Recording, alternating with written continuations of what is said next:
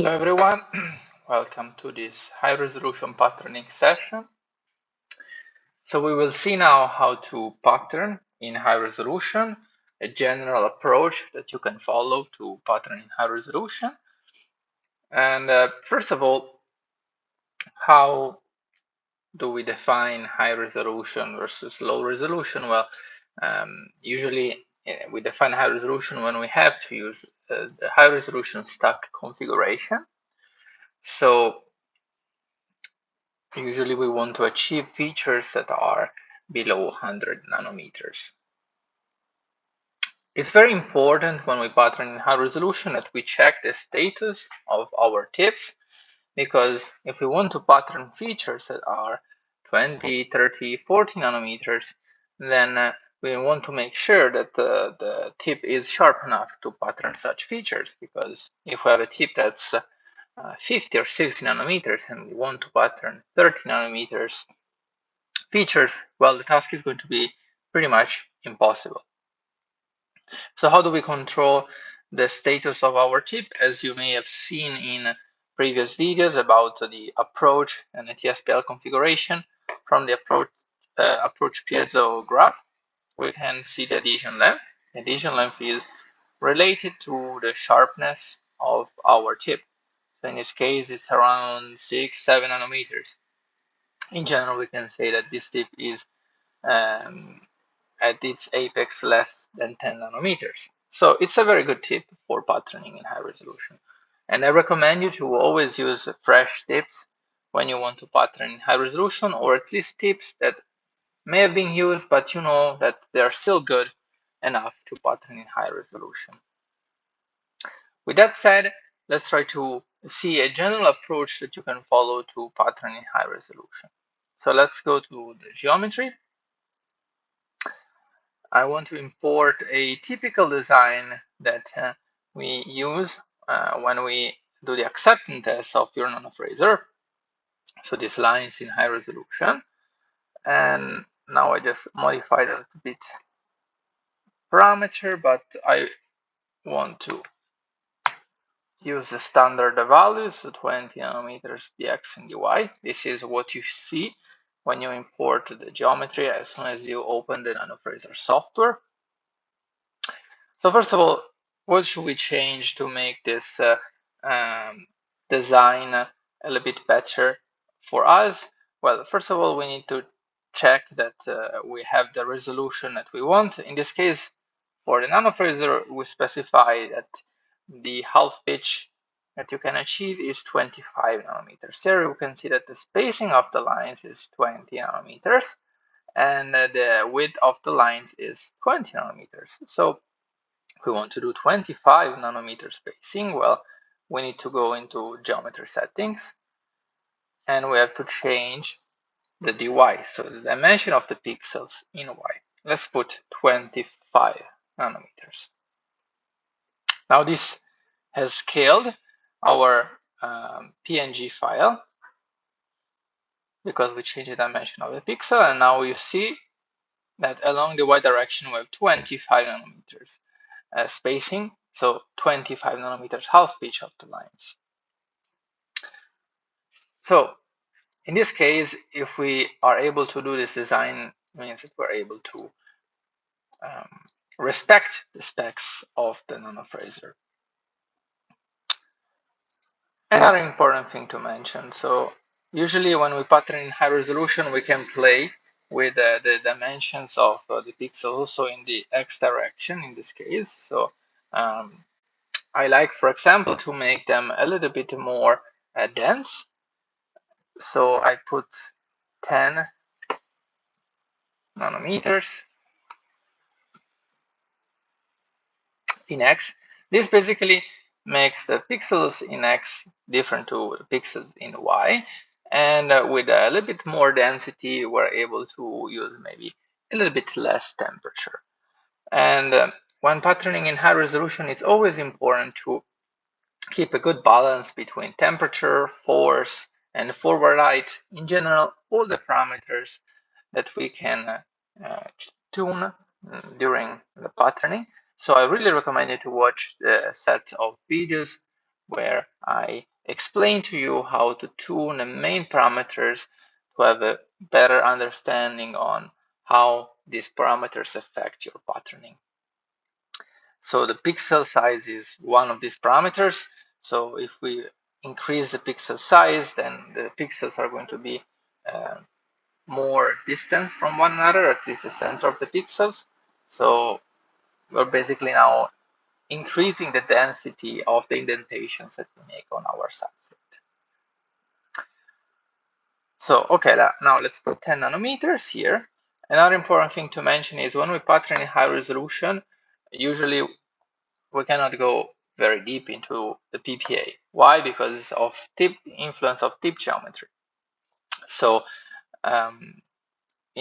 still in the specifications of the acceptance test of your tools, we usually specify that we have to achieve at least 4 nanometer step when patterning at the highest resolution of 25 nanometers of pitch, so that this pattern can be transferred via etching process and transfer processes.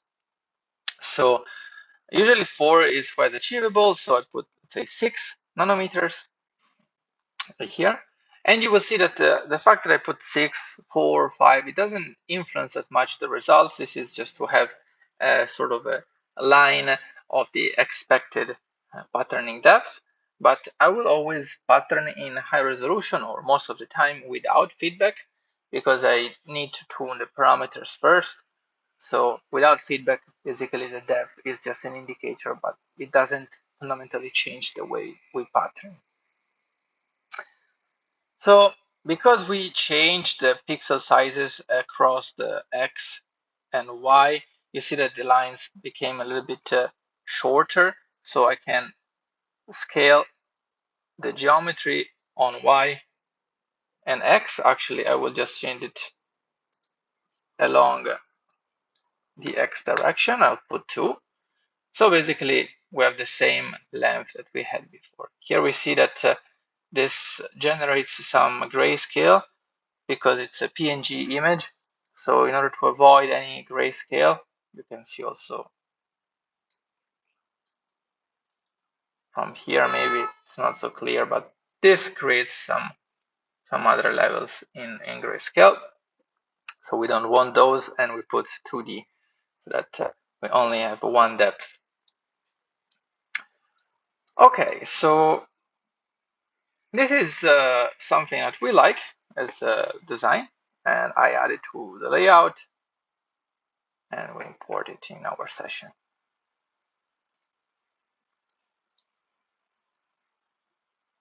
Load the design, place it here in the warm-up,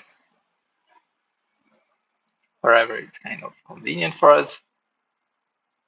And now it's time to tune some parameters, right? So now we don't really know what's a good or a bad set of parameters that we can use to pattern in high resolution. So we have to guess some parameters. So let's say we start with 6 volt pattern in high resolution. You see that the feedback is disabled, and I'm using a temperature of 950, forward height of 250, and usually when I pattern in high resolution, I like to decrease the force pulse. The standard initial value is 5, but let's put it to 1. This may help sometimes because with a shorter force pulse, we have a shorter contact time with the PPA, and this may allow us to have a better tuning of the force and temperature parameters. It's not strictly necessary to change the force pulse, but as I will also try to show you later, you can achieve the same results in high resolution also with different parameters. So now let's try with this set of parameters, and let's see later if we can change the parameters and obtain the same result. Okay, so now I put 6 volt. This is the result of a previous test pattern that I did. So now let's press play and see what happens. By experience, I can say that this set of parameters should be able to maybe right, maybe not, but should not be very far away from the values that we need to write well in high resolution. And this comes, of course, with experience. Patterning with high resolution, of course, I didn't mention at first, but it's something that we usually recommend to do to our customers when they are already experienced with the NanoFrazor, because it requires mastery of the patterning parameters. You can see here temperature, force, forward height, and all the patterning parameters here. So what do we see? Now we see that we're not writing. Okay, so is it bad? Well, it's not very good, but it's saying to us that the temperature or the force is not high enough to write into the PPA. So let's try to increase the force. You can either increase the force or the temperature. I like to play with the force because if you increase the temperature too much, then temperature causes emerging of the feature. So for highest resolution, usually we try to pattern at high, a little bit higher force rather than higher temperature. And actually lower temperature, we will see later, can help in creating some protections for the etching transfer processes. So now I set to 7. Let's try to pattern again. I can pattern the same area because I didn't really create anything on the PPA substrate, so I can try to repattern the area that was basically not modified.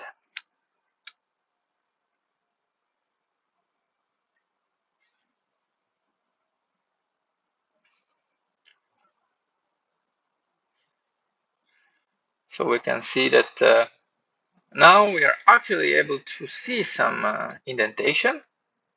This means that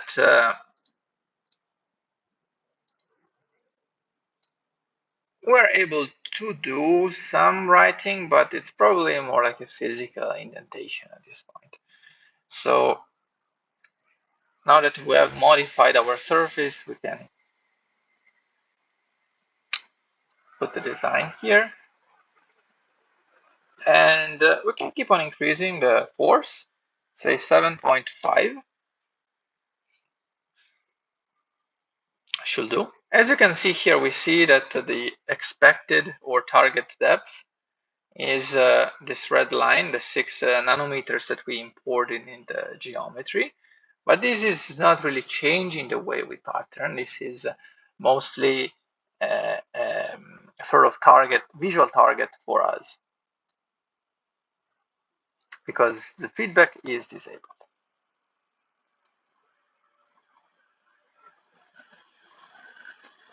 So now we are increasing the force, we're writing deeper. We are already close to what we would like to see from this pattern, but you see, it's still not deep enough. So I will say, let's put 8 volt. Let's move our geometry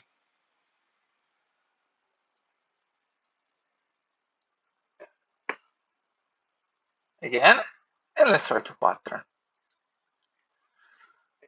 One important thing that I didn't mention, but you may have seen from the patterning parameters, is that here I put the upsampling factor along y to 4.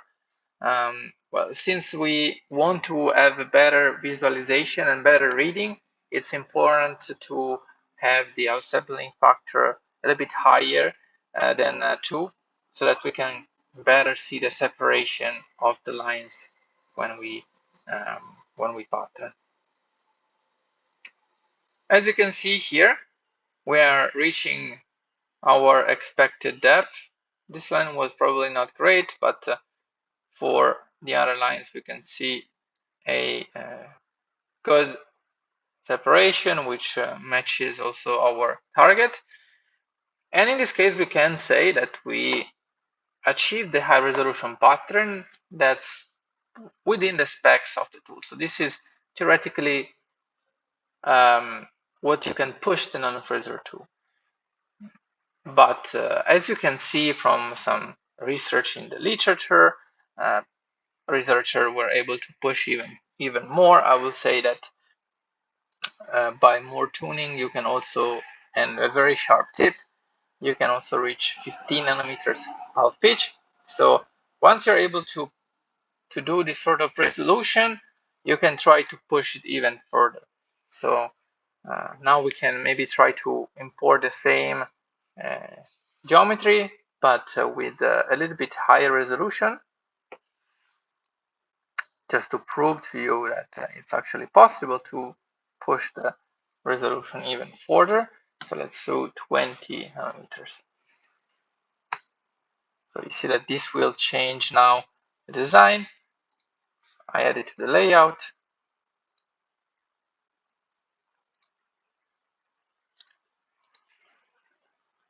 And I place it here. So as you may have seen, the typical approach to be able to pattern in high resolution is trying and gathering information from the results of our pattern. So are we able to pattern, yes or no? If yes, and if we're patterning too deep, then we can reduce the force, we can reduce the temperature, we can also increase the forward height or increase the force pulse time.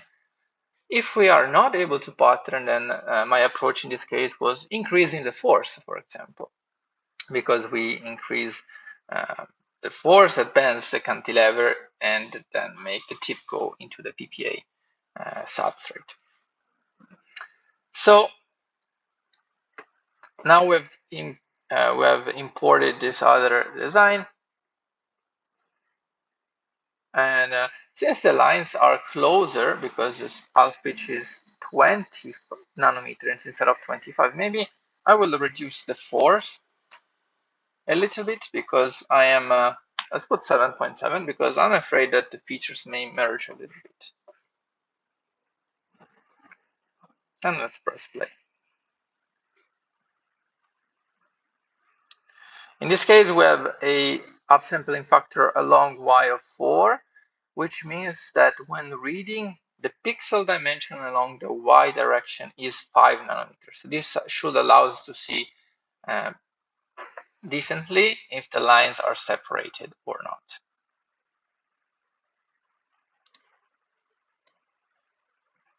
Let's have a look.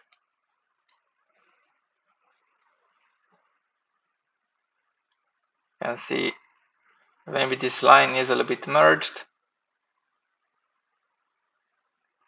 but overall, for being a first try, I would say it's quite a good result. And as I was mentioning to you earlier, we are already going beyond the resolution limit that we declare in our specification of the tool. So this is just a first try. So with further optimization, with a sharper tip, you can even push further. Now you can always check that our tip is in good status. It's still very sharp. So one thing that's very important to know. And what to show you next? Well, I wanted to show you that even if we changed quite a lot the parameters, we can still achieve the same results. This is pretty much the core principle of patterning high resolution, but also of using the NanoFrazor in general, right? So if we can change the temperature or the force, well, we can still achieve this pattern. So now let's go back to the design at 25.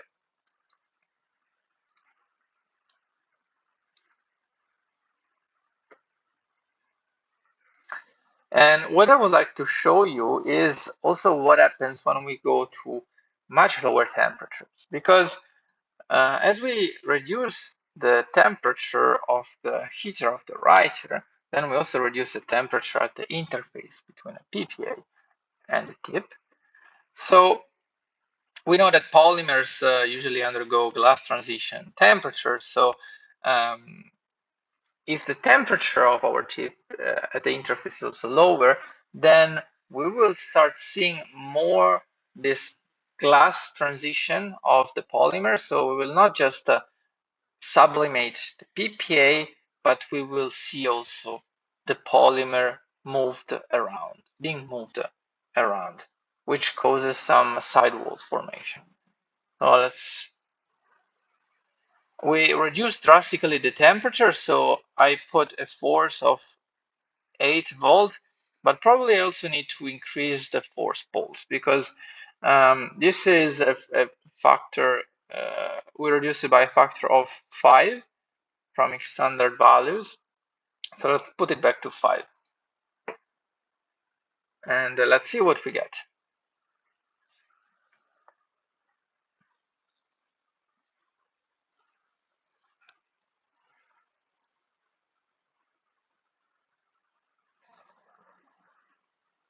Actually, I think I'm patterning on the same area. I didn't move. Let's stop it for a second. No. Okay, no, it was correct. My bad. Let's do it again. So we're patterning at 25 nanometers half pitch. So you see here we drastically change temperature, force, and the question is, are we able to obtain a similar results or the same results? Let's see.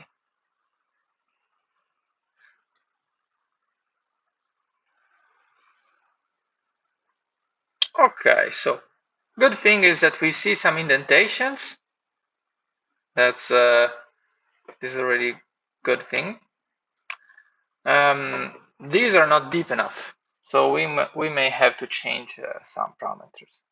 But one thing that we can already start seeing is this sort of sidewalls, accumulation of materials that come from the pushing of the material around. So we have pileups that go up to 2 nanometers in this case, which means that here we don't mainly remove material, but we mainly push it around. So if we consider this volume of material and then we consider this volume of removed material, well, it's much lower. I mean, the difference between, let's say, volume of created material, which is this, and the volume of removed material, which is this below 0, will be much lower than in the case of patterning at higher temperatures. So what can we do now? Well, we can try to increase the force. We're already to quite a high value of force. So 9.5 is the maximum value that we can put. But we can also try to maybe reduce the forward height a little bit to under 30. And this should allow us to be closer to the sample when patterning. So the effect of bending should be higher and we're able to go deeper into the substrate. A question that you may ask is what's pretty much the lowest temperature that you can use to pattern in high resolution on PPA?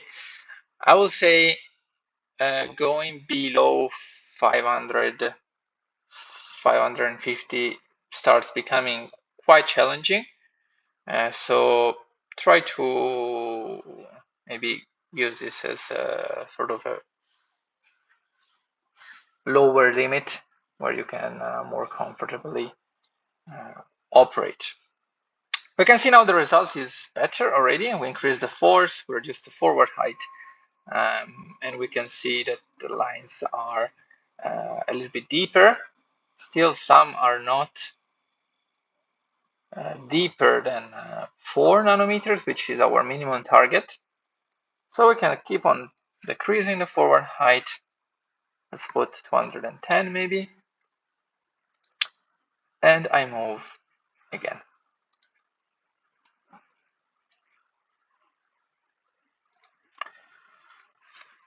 Another thing that I wanted to mention is these pileups or sidewall protections. So these pileups are also not just a physical, phenomenon that comes from the glass transition temperature of the polymer, but are often helpful, if not required, for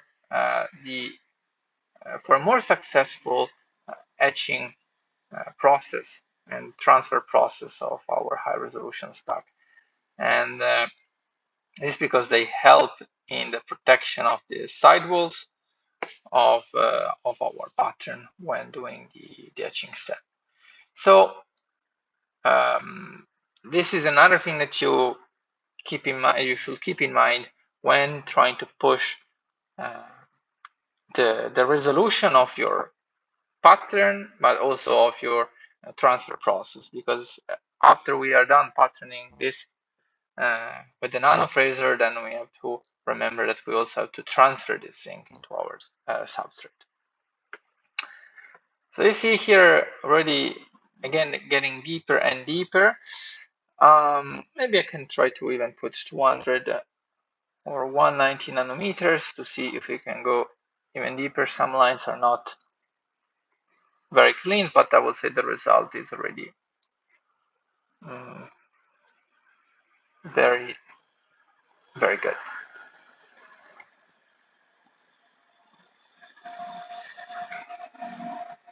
If we go in 3D, we can also see these pileups, right? So it's clearly visible that there is this material that is being pushed around, and then it redeposits at the top of our surface.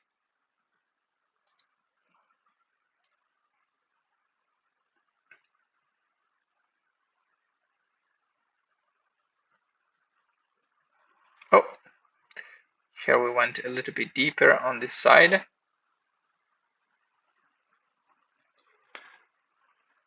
Maybe let's go back to 200.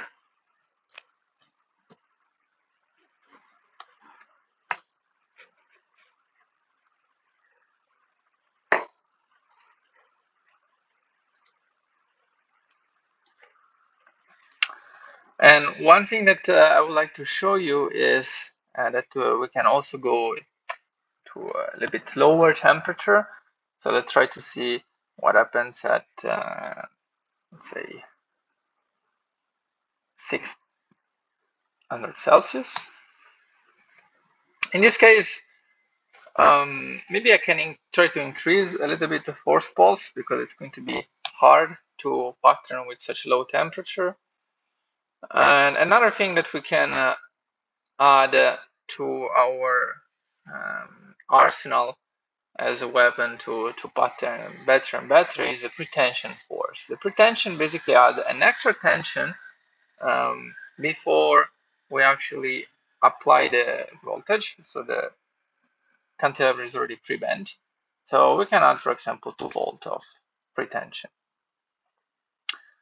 So the pretension adds up to 3 volts to our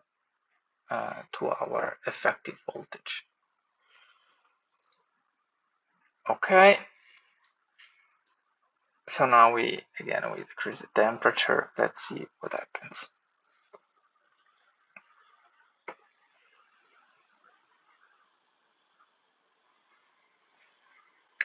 But these results are already successful. Now I'm trying to spend some time to show you how the parameters affect the patterning as a sort of continuum from the set of videos where I explained to you how to tune these patterning parameters and see how they affect the patterning in high resolution. In this case, we see quite some merging of the features. Probably the voltage is now too high because we applied also this pretension. We can try to go up to 30 nanometers, maybe. And also, let's not forget to check the tip.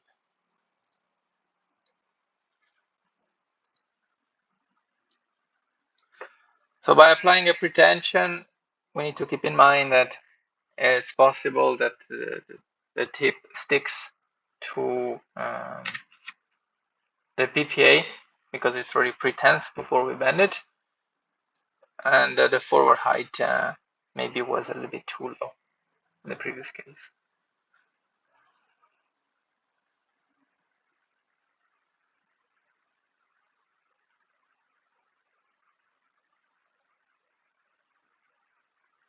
Okay, still similar issues.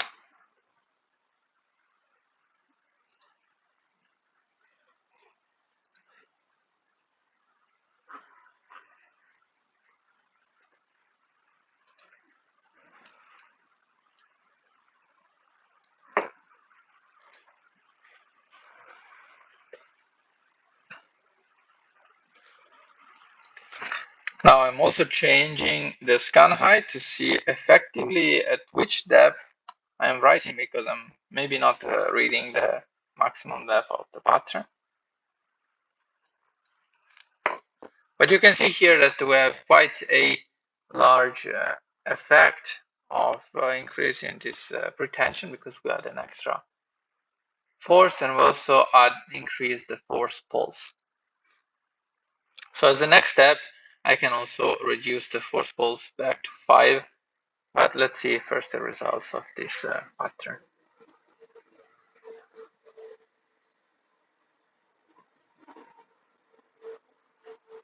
Okay, yes, maybe.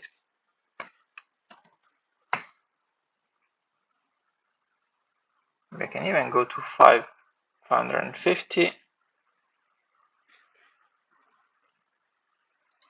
and try again with this 550.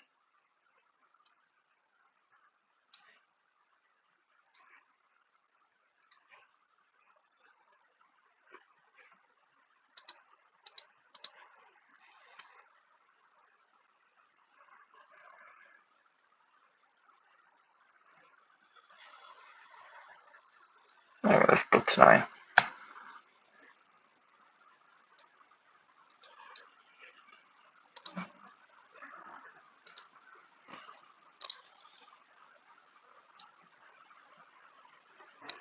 Okay, now it's getting better, and we are at 550, so quite low temperature.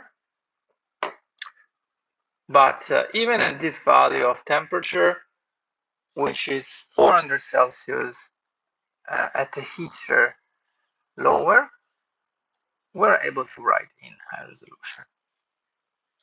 And usually the lower the temperature, also the more we push, the more we have this pileups that act as protection for our sidewalls. So I will say this is already quite a long video. I wanted to show you several parameters that you can play with when patterning in high resolution. We played with temperature. We were not using the feedback. We're playing with the force, with the forward height, also a little bit of read height, playing to see how deep we were reading. Then we played with the force pulse, and also we added this pretension force to our arsenal of weapons for patterning high resolution. So I hope this was helpful and can help you in being successful in patterning in high resolution. And another thing to keep in mind here, I was patterning in a sample with 10% of PPA, so very thick PPA. In actual cases where you will pattern in high resolution, you will have a high resolution stack. So the depth of patterning in PPA depends on the very thin PPA layer that you deposit on top of your hard mask, which is typically ranging between 5, 6, and maybe let's say 20 nanometers. So the depth is limited, and we'll try to see in other videos how it looks like effectively patterning on high resolution stacks. So Thank you for bearing with me for this 35 minutes, and I hope this will help you for your future patterning research. Thank you.